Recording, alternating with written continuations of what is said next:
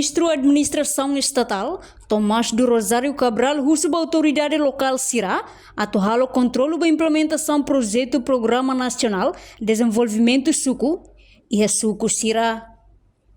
E a âmbito cerimônia de distribuição motorizada da CEF Suco CIRA e o município de Li, segunda-feira, Lawrence Anulo Racing Ida Fula Novembro, né? E edifício Ministério da Administração Estatal, Colmera de Li. No projeto construção da PNDC, da ne fera hela, mas bela taka, também CEF Suco CIRA precisa o controle da implementação do projeto PNDS e a Suco CIRA. A construção estrada seria o projeto PNDS, fera a estrada lá taka. Se supusiéramos lá ela questões de né. Supusiera aproveita nós não ainda pode ser maior né, a informa da pode ser ato controla e implementação projeto PNDS da pode ser nesse né.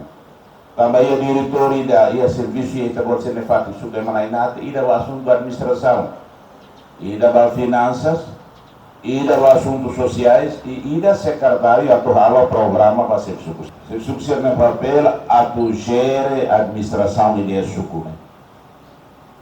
Também fundos PNDS está lá colocando no Ministério Central, colocando aí chefe do suco e o município Cira.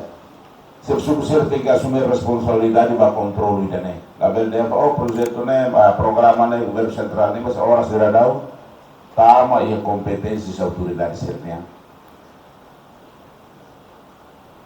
Se possível, depois de entrega né, diretora admissão dos sucos, se serve muito a autoridade municipal, o secretário de assuntos sociais, a reativa ao funcionamento da administração dos sucos. Né.